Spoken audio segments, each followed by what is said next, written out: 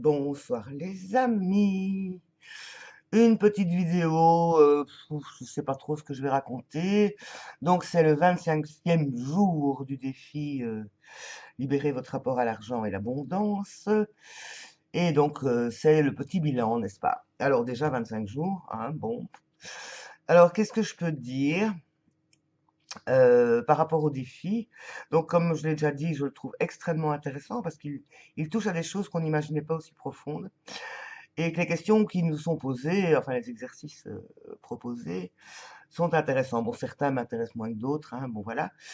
Et donc voilà, hier c'était le rapport l'argent dans le couple. Bon, je ne suis pas en couple, je ne suis plus en couple depuis plus de 5 ans. Et mais donc effectivement, j'ai été explorer mes relations amoureuses et mes relations en couple, parce que j'ai quand même eu plusieurs compagnons de vie dans ma longue vie, n'est-ce pas? J'ai commencé tôt, il faut dire. Les garçons m'ont intéressé très tôt. Et donc, mais disons, j'ai eu quelques compagnons de vie et je me suis rendu compte, enfin, je le savais déjà, mais donc là, c'était mis vraiment en lumière que je n'ai rencontré que des hommes fauchés.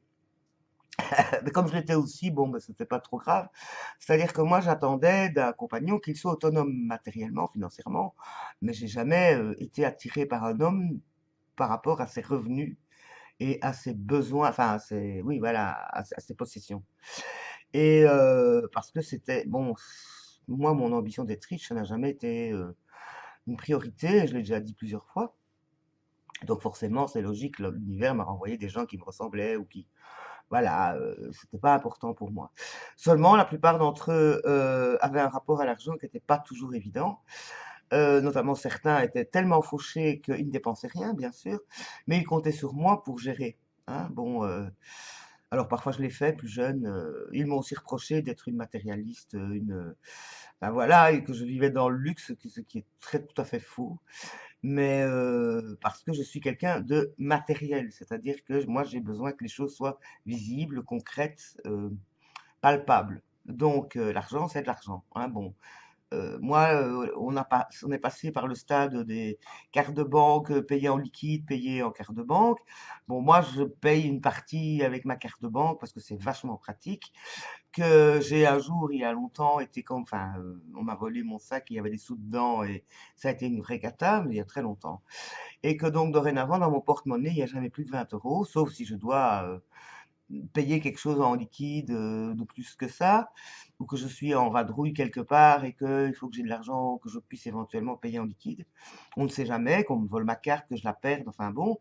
Mais sinon, je paye tout avec ma carte de banque et toutes les factures fixes, ce sont tous des virements permanents automatiques, donc je ne m'en, enfin, je suis, hein, mais je dois même plus y réfléchir.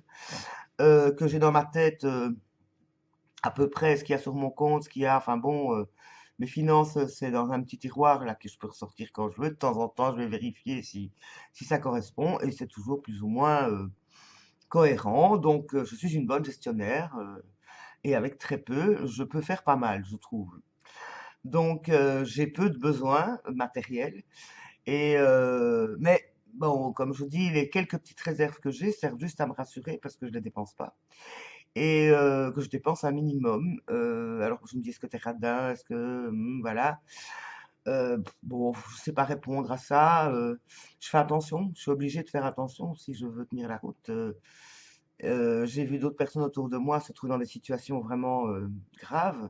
J'ai pas de dette, c'est vrai que je me suis retrouvé, comme je vous l'ai déjà raconté, quasi SDF et vraiment pas de ma faute, hein, donc j'avais rien fait de mal, mais un propriétaire qui me jette après 30 ans et un amoureux pervers narcissique qui me vole et qui me met à la rue, ben, les 2 compris, j'ai été dans une période un peu bizarre et ce qui m'a permis de me rendre compte que j'étais beaucoup plus solide et beaucoup plus, comment dire? Courageuse que je ne le croyais. C'était mon angoisse, existentielle et ne plus avoir les moyens de subvenir à mes besoins et je l'ai vécu et j'ai surmonté ça. Bon, j'ai été soutenue, hein, par des amis, bienveillants autour de moi qui m'ont logé un moment, puis ma mère qui m'a permis de loger chez elle pendant un mois ou 2 et qui m'a nourri, logé, donc j'ai pu mettre un peu de sous de côté pour continuer ma route ensuite et mais bon, voilà, la situation d'aujourd'hui fait que la société d'aujourd'hui, ce qui se passe autour fait que je suis dans la catégorie des allocataires sociaux.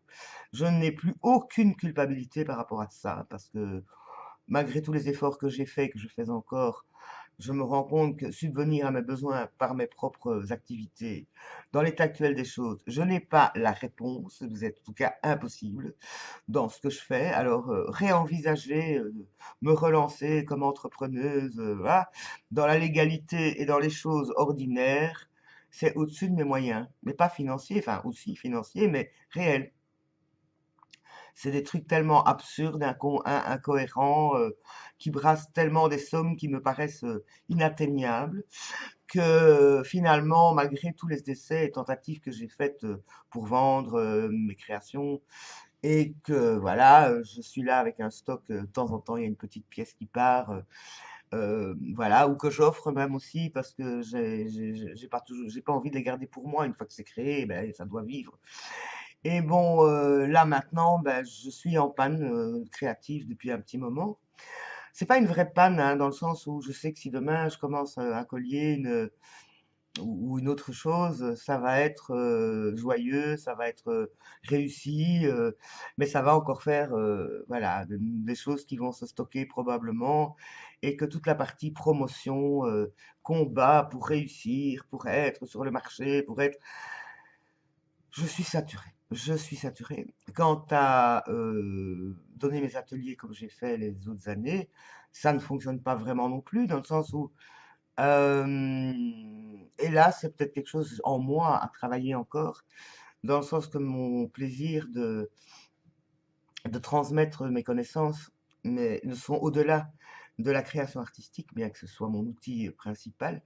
Mais mon ambition au départ, c'est de partager d'abord ma joie de créer, parce que je me suis rendu compte que créer en compagnie, donc avec d'autres qui créent aussi, ça inspire, ça élargit le champ des possibles, tout simplement. C'est stimulant. Et puis après, on a aussi une partie d'intériorisation, de recherche par rapport à qui on est. Ça réveille des choses très profondes et très riches à tous les niveaux. Parce que arriver à montrer une partie de soi, de ce qui est parfois pas toujours conscient réellement, mais qu'on laisse venir et qui émerge et qui se traduisent par quelque chose de concret, de visible, de matériel, est une joie que, que vraiment je n'arrive pas à trouver de niveau plus inspirant que ça. Et j'ai vraiment toujours à cœur de partager ça. Mais j'ai remarqué que dans les personnes qui viennent, qui sont venues chez moi, c'était des curiosités, des gens qui venaient pour, comment dire, découvrir la technique de la pâte polymère, qui est l'outil. Et même si leur démarche était d'aller vers leur créativité, leurs blocages sont tellement énormes que la plupart d'entre eux font un test et puis vous répondent, mais tu peux revenir, voilà, mais payer pour créer, ça leur est difficile. Et d'autre part, toujours la même réponse, j'ai pas le temps, c'est pas important, il y a d'autres choses qui priment. Et donc, et je ne peux pas, comment dire, obliger les gens et convaincre les gens à aller vers quelque chose qu'ils n'ont pas choisi. Donc voilà. Et être juste un atelier de loisirs créatifs, ça me paraît un peu, comment dire, minimaliste par rapport à toutes les compétences que j'ai au niveau travail de développement personnel. Donc voilà, il faudrait que je trouve une autre formule ou voilà, mais c'est toute une question de vocabulaire, parce que dans le développement personnel, il y a énormément de gens qui proposent des choses et c'est un peu la soupe. Je vois beaucoup de choses qui passent sur le net. Il y a des choses extraordinaires, hein, donc je ne mets personne en cause. Bon, moi, mon domaine, ce serait, on dirait l'art-thérapie, mais thérapie est un mot qui me sort de quelque part, dans le sens que je parlerais plutôt de partage de joie, tout simplement. Création et joie, donc c'est pas pour rien que mon petit, ma petite entreprise s'appelle L'Art à moi, hein, donc avec mon petit logo, et qui est la roue des couleurs, donc ma vie en couleur. Donc c'est simplement mettre de la couleur dans sa vie, hein, bon voilà. Et je reste là-dessus, voilà. Mais bon, bon, je vous lâche ce qui me vient, hein, c'est voilà. Donc je vais continuer ce défi avec bonheur. Alors au niveau des ressentis, personnel après ma copine partie, les archanges partis, une certaine, on va dire, voilà, un apaisement, on va dire, retour au point zéro. Merci Aruna, je la sors souvent, hein, ce mantra-là. Je vous la répéterai tout à l'heure ou je l'écrirai en dessous, là, en barre d'infos. Donc, qu'est-ce que je disais? Ah oui, à part que depuis vendredi, j'ai commencé à avoir mal à la gorge, à tousser, à cracher, à avoir le nez qui coule. Grande surprise, ça fait plus de 5 ans qu'il ne m'est plus rien arrivé de ce côté-là. Au niveau respiration, expression, alors que plus jeune, j'étais très souvent, en tout cas chaque hiver, j'avais au moins une crève par an minimum. Parfois ça tournait en bronchite, ça a parfois été même en bronchite asthmatiforme, il y a une période. Alors évidemment, la cigarette, ça n'aide pas, hein, on est d'accord. Bon d'ailleurs, ce qui fait que j'ai fait beaucoup de restrictions à ce niveau ces 3 4 jours. Petit signe de l'univers en me disant tu serais pas temps que tu t'arrêtes, que tu retentes l'arrêt tabac comme tu as fait il y a 2 ans. Mais là, ça a été la punition, hein. J'ai arrêté de fumer et je me suis retrouvé avec 15 kilos en plus, que j'ai toujours d'ailleurs. Donc voilà, à ce prix-là, donc je pourrais retenter le coup, mais je voudrais pas en reprendre 15 de plus parce que là, je bouge plus du tout, quoi. Donc là, c'est carrément le bonhomme Michelin, quoi, hein. Bon, il faut pas, bah, mini, bah, quand même, hein, bon. Donc, autant en rire. Donc voilà, et donc j'étais assez surprise et je me suis rendu compte que dans ma pharmacie, il y avait rien, à part du paracétamol et de l'alcool parce que je m'en sers en pâte polymère, que dalle. Donc, j'ai dû attendre lundi parce que j'avais vraiment rien pour me soulager. Bon, bah, j'ai accepté, hein, j'ai dit, bah, d'ici là, espérons que ça ne s'aggrave pas parce que ça peut très vite chez moi tomber sur les bronches. Et donc, voilà, j'ai fait attention, j'ai plus fumé de cigarettes, j'ai bu du thé, mais voilà. Et donc, lundi, raid à la pharmacie.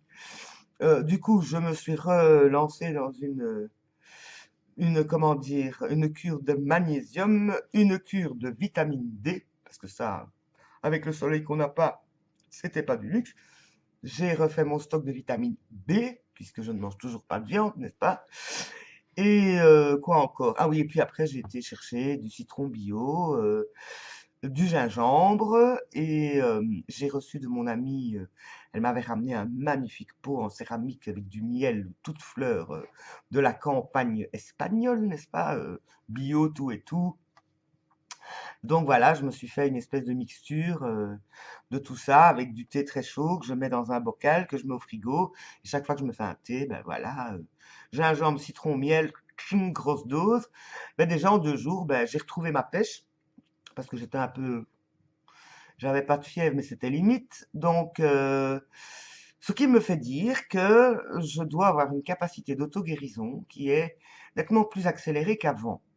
Est-ce mon grand âge qui fait que il suffit que je demande à mes anticorps de se mettre en route et que ça marche? Ou les archanges qui m'ont laissé une dose? Attends, visible, invisible, on ne sait pas, on ne sait pas. Donc voilà, donc ces derniers jours, je suis toujours très minimaliste dans mon activité. Aujourd'hui, je me suis occupé de moi, je me suis refait ma couleur pour cheveux. Je suis toujours pas allé chez le coiffeur, mais c'est toujours en prévision. Mais ils sont bons, ils sont beaux, ils sont tout doux, donc ils vont bien, quoi. Ouais, je me suis regardé dans le miroir aujourd'hui en me disant, est-ce que je m'aime? Alors bon, la tête, ça va. Le reste, c'est flou, je préfère pas trop regarder. Et mais je rigole aussi en me disant, est-ce que c'est important? Est-ce que je me sens mal? Est-ce que, voilà, physiquement, non, j'attends le printemps, les amis, j'attends de pouvoir sortir mes petits outils et aller dans le jardin, nettoyer toutes les petites herbes qui sont entre mes dalles sur ma terrasse, il y en a des kilos, aller tailler la vigne, la glycine et le bambou qui est en train de tomber tellement il est encore poussé, de mettre un peu d'or dans tout ça, d'aller dire bonjour, d'aller voir les petits bulbes que j'ai plantés avant l'hiver, voir si ça pousse, mais pour l'instant c'est mouillé, gris, mouillé, gris. Encore que ces 2 derniers jours, j'ai vu le ciel, magnifique. Il paraît qu'en Belgique, on a eu 30 heures de soleil tout le mois de janvier. C'est à part ça, on s'étonne qu'on est déprimé, quoi. Je suis extrêmement sensible à la lumière du jour, je m'en rends compte. Donc voilà, malgré tout, ben, vous voyez que je n'engendre pas la mélancolie, que je retrouve ma joie intérieure et que donc je me propose, ça fait 2 jours que je me dis, Hélène, tu recommencerais pas une petite création, juste pour le fun, quoi, juste pour le fun. Oui, mais il y a une intention qui manque là. Moi, j'ai besoin de créer pour les autres, voilà. It's life. Bon, ben, mon écran, c'est de nouveau dessus, donc ça veut dire tu parles trop. Donc, je m'arrête là. Je vous embrasse. Je vous aime, et comme toujours, je pense à vous. À bientôt!